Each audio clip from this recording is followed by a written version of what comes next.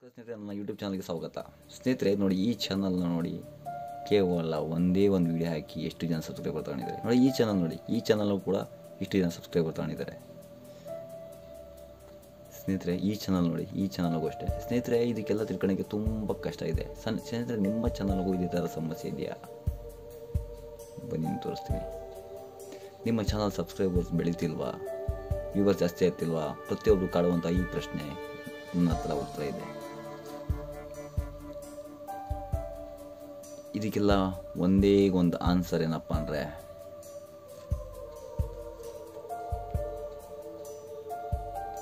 ನೀವೇನಾರು ಅಂದ್ಕೊಳ್ಳಿ, ಏನಪ್ಪ ಇವನ್ ಚಾನಲಾಗಿ 0 ಆದರೂ ಕೂಡ ಇಷ್ಟೊಂದು ಹೇಳ್ತಾನೆ ಅಂತ.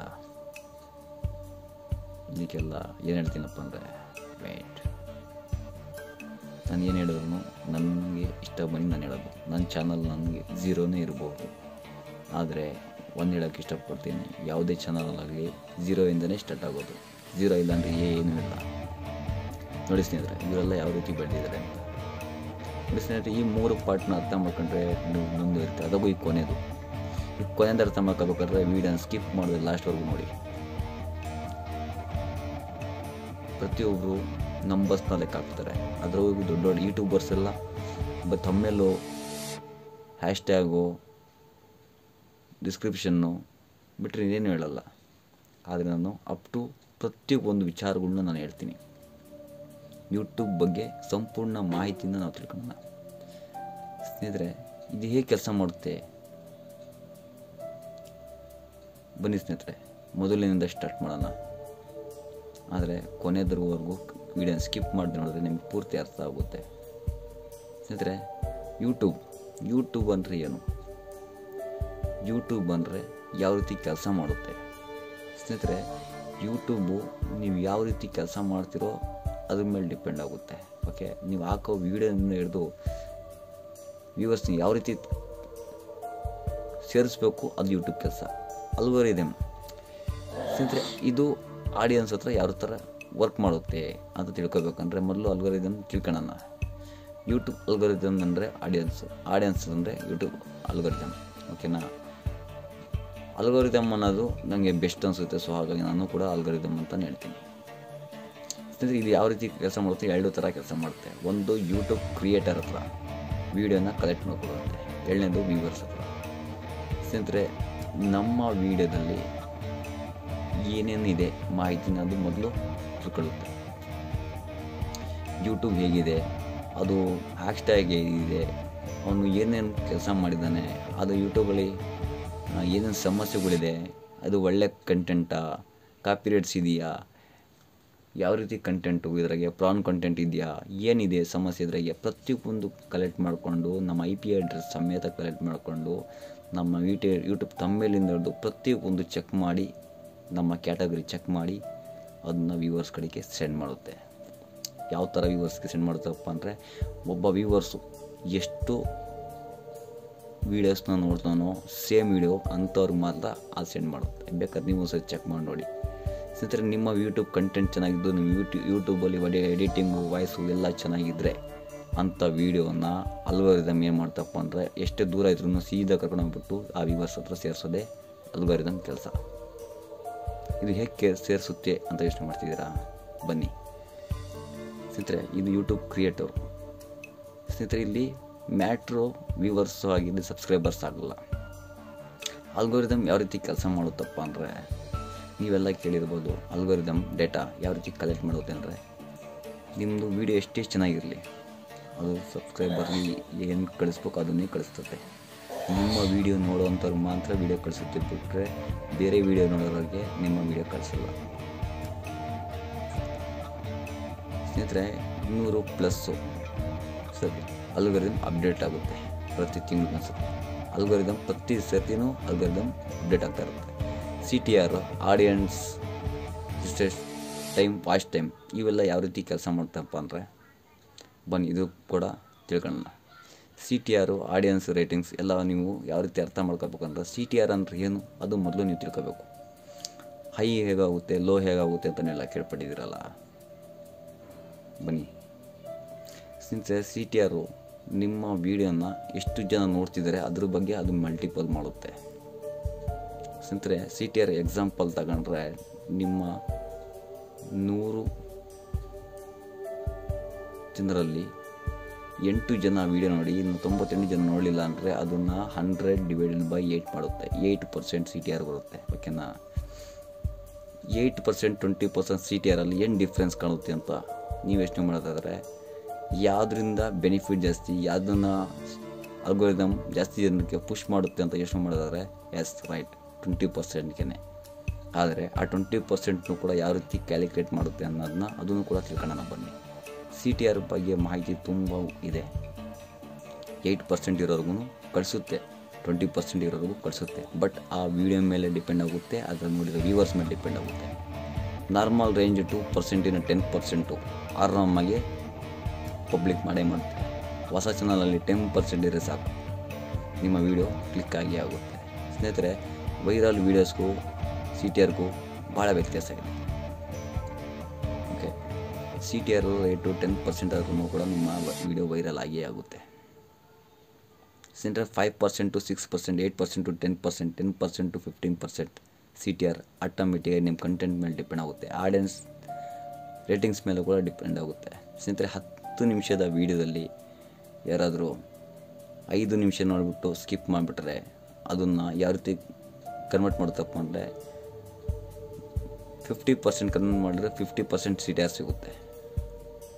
ಸೊ ಇದನ್ನು ಯಾವ ರೀತಿ ಫುಲ್ ವಾಚ್ ಮಾಡಿರೋದು 10 ಜನ, ಅರ್ಧ ವೀಡಿಯೋ ನೋಡಿರೋದು 5 ಜನ ಆದರೆ 2 ನಿಮಿಷ ನೋಡಿರೋದು 7 ಜನ ಆಗಿದ್ರೆ CTR ಈ ರೀತಿ 3 into 10 30, 2 into 7 14, 30 plus 14 45, 44% CTR ಅಂತ ಇದನ್ನು ಆಡಿಯನ್ಸ್ ಕಡೆಗೆ ಕಳಿಸೋಂಥ ಕೆಲಸ ಮಾಡುತ್ತೆ.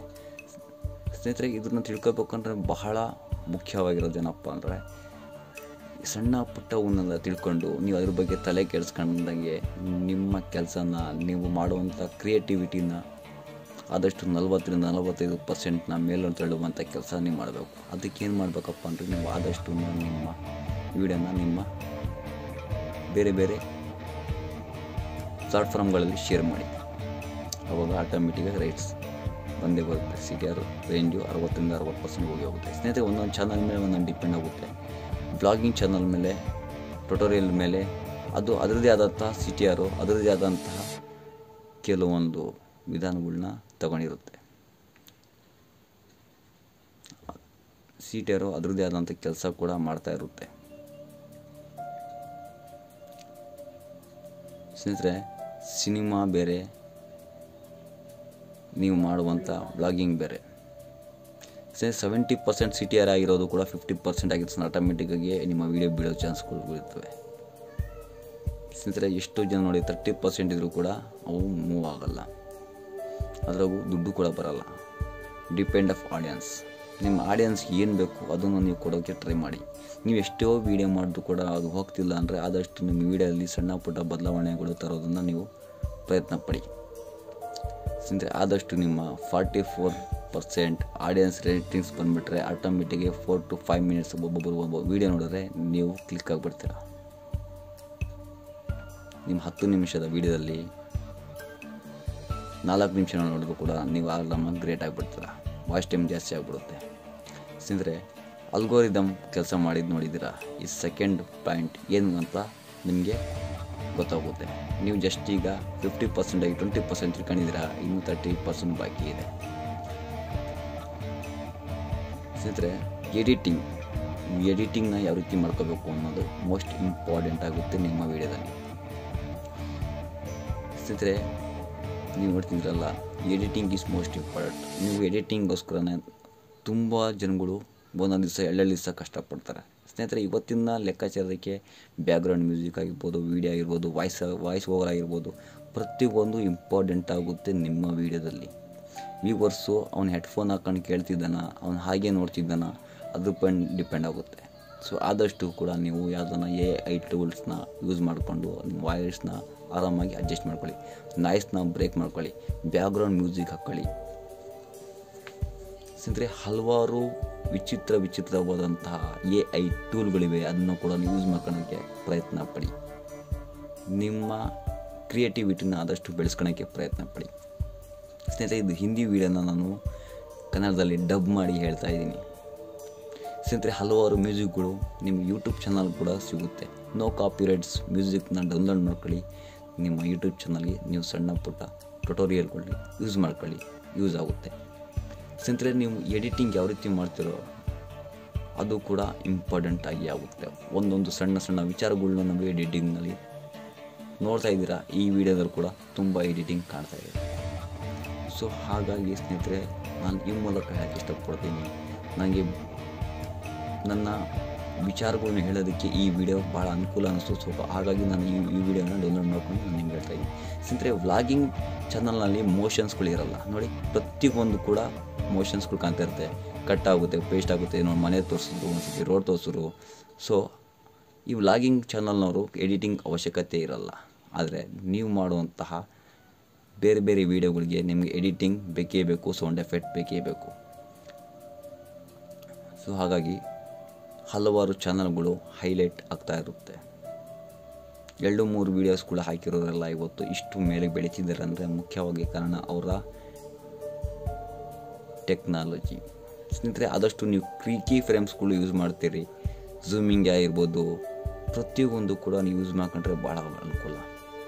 ಸ್ನೇಹಿತರೆ, ಸಣ್ಣ ಸಣ್ಣ ಮೋಷನ್ಸ್ಗಳು ತುಂಬ ಜನರಿಗೆ ಅಟ್ರಾಕ್ಟಿವ್ ಆಗಿರುತ್ತೆ. ನೀವು ಯಾವ ರೀತಿ ಮಾಡ್ತೀರೋ ಅದ್ರ ಮೇಲೆ ಡಿಪೆಂಡ್ ಆಗುತ್ತೆ.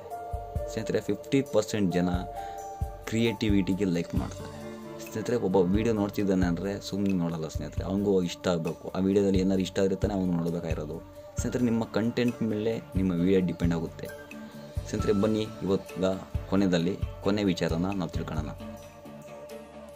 ಸ್ನೇಹಿತರೆ, ನೀವು ವೀಡಿಯೋನ ಯಾವ ರೀತಿ ಮಾಡಬೇಕು ಅನ್ನೋದು ಮೋಸ್ಟ್ ಇಂಪಾರ್ಟೆಂಟು. ಸ್ನೇಹಿತರೆ, ನೀವು ಅಜ್ಜಿ ತಾತ ಕತೆಗಳನ್ನ ಕೇಳಿಸೋದಕ್ಕೆ ಯಾವುದೇ ಕಾರಣಕ್ಕೂ ನೀವು ವೀಡಿಯೋಗಳನ್ನ ಮಾಡಬಾರ್ದು. ಸ್ನೇಹಿತರೆ, ನಾನು ಯೂಟ್ಯೂಬಲ್ಲಿ ವೀಡಿಯೋನ ನೀವು ಯಾವ ರೀತಿ ಕ್ರಿಯೇಟ್ ಮಾಡಬೇಕು ಅದು ಇಂಪಾರ್ಟೆಂಟ್. ಸ್ನೇಹಿತರೆ, ವೀಡಿಯೋನ ಕೊನೆವರೆಗೂ ನೋಡಬೇಕಂದ್ರೆ ನೀವೇನು ಮಾಡಬೇಕಪ್ಪ ಅಂದರೆ ಕಥೆಯನ್ನು ಸೃಷ್ಟಿ ಮಾಡಬೇಕು.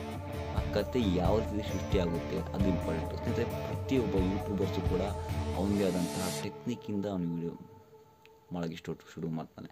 ಸ್ನೇಹಿತರೆ, ಕೊನೆವರೆಗೂ ಆಡಿಯನ್ಸ್ನ ನೀವು ವೀಡಿಯೋ ಕಡೆಗೆ ತೋರಿಸ್ಬೇಕು. ಸ್ನೇಹಿತರೆ, ಸ್ಟೋರಿನ ಯಾವ ರೀತಿ ಹೇಳ್ತೀರೋ ಅದ್ರ ಮೇಲೆ ಡಿಪೆಂಡ್ ಆಗುತ್ತೆ. ಸ್ನೇಹಿತರೆ, ಒಂದು ಸಿಂಪಲ್ಲಾಗಿ ಒಂದು ಸ್ಟೋರಿ ಹೇಳ್ತೀನಿ ಕೇಳಿ.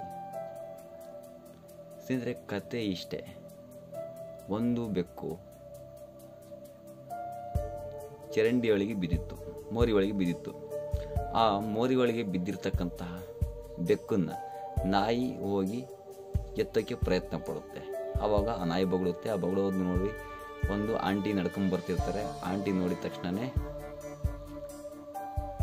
ಹೋಗಿ ಆ ಬೆಕ್ಕಕ್ಕೆ ಎತ್ತೋಕ್ಕಂತ ಪ್ರಯತ್ನ ಪಡ್ತಾರೆ. ಯಾರೋ ಒಬ್ಬರು 2 ವೀಲರಾಗಿ ಬರ್ತಾರೆ, ಗಾಡಿ ನಿಲ್ಲಿಸಿ ಒಳಗೆ ನೋಡಿ ಆ ಬೈಕ್ನ ಸೇವ್ ಮಾಡ್ತಾರೆ. ಸ್ನೇಹಿತರೆ, ಈ ಕಥೆನ ನೀವು ಯಾವ ರೀತಿ ಹೇಳ್ತೀರಿ ಜನರಿಗೆ, ಯಾವ ರೀತಿ ಎಡಿಟಿಂಗ್ ಮಾಡ್ತೀರ ಅದ್ರ ಮೇಲೆ ಡಿಪೆಂಡ್ ಆಗುತ್ತೆ. ಸ್ನೇಹಿತರೆ, ಕತೆ ಹೇಳಿದ್ರೆ ಬಹಳ ಡಿಫ್ರೆಂಟಾಗಿ ಹೇಳ್ಬೇಕು. ಸ್ನೇಹಿತರೆ, ಇದನ್ನು ಸ್ಟೋರಿ ಲೆಕ್ಕಾಚಾರಕ್ಕೆ ಅಂದರೆ ನಾವು ಸೀರಿಯಲ್ ಲೆಕ್ಕಾಚಾರಿಗೆ ತೊಗೊಂಡೋಗ್ಬೇಕು. ಸ್ನೇಹಿತರೆ, ಸೀರಿಯಲ್ ಲೆಕ್ಕಾಚಾರ ತೊಗೊಂಡೋಗ್ಬಿಟ್ರೆ ನಿಮಗೆ ಬಹಳ ಅನುಕೂಲ ಆಗುತ್ತೆ. ಜನ ಲಾಸ್ಟ್ವರೆಗೂ ನೋಡ್ತಾರೆ. ಸ್ನೇಹಿತರೆ, ಇದನ್ನು ಇನ್ಸೈಡ್ ಸ್ಟೋರಿಯಾಗಿ ನಾನು ಸಿಂಪಲ್ಲಾಗಿ ಹೇಳ್ತೀನಿ ಕೇಳಿ. ಇದನ್ನು ಸೀರಿಯಲ್ ಥರ ಯಾವ ರೀತಿ ಹೇಳ್ಕೊಂಡು ಹೋಗ್ಬೇಕಪ್ಪ ಅಂದರೆ ಮೊದಲಿಂದ ನಾನು ಟ್ರೈ ಮಾಡ್ತೀನಿ. ಒಂದು ಆಂಟಿ ನಡ್ಕೊಂಬರ್ಬೇಕಾದ್ರೆ ವಿಚಿತ್ರವಾಗಿ ನಾಯಿ ಬೊಗಳುತ್ತಾ ಇತ್ತು. ಆ ನಾಯಿ ಬೊಗಳೋದನ್ನು ನೋಡಿ ಆಂಟಿ ಆ ನಾಯಿಗೆ ಕೈ ತೋರಿಸ್ತಿದ್ರು. ಆಗ ಅದೇ ಸಮಯಕ್ಕೆ ಒಬ್ಬ ವ್ಯಕ್ತಿ ಆಗಮಿಸುತ್ತಾನೆ. ಸ್ನೇಹಿತರೆ, ಆ ಆಂಟಿ ನೋಡಿದಾದ್ರು ಏನು, ಆಂಟಿ ಏನು ನೋಡಿದ್ರು ನೋಡಿ ಸ್ನೇಹಿತರೆ. ಈಗ ಇನ್ನೊಬ್ಳು ಬಂದು ಕೂಡ ಅಲ್ಲಿ ನೋಡಿದ್ರು.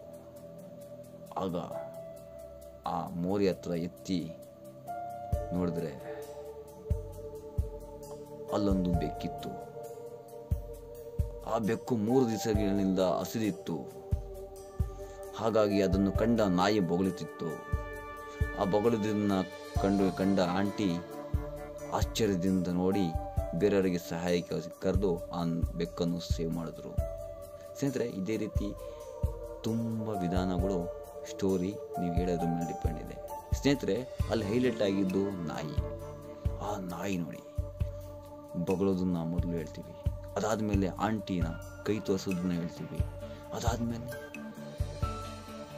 ಆಂಟಿ ಬೇರೆಯವ್ರಿಗೆ ಹೆಲ್ಪ್ ಕೇಳೋದನ್ನ ಕರಿತೀವಿ. ಅದಾದಮೇಲೆ ಅಲ್ಲಿರೋ ಬೆಕ್ಕನ್ನ ತೋರಿಸ್ತೀವಿ.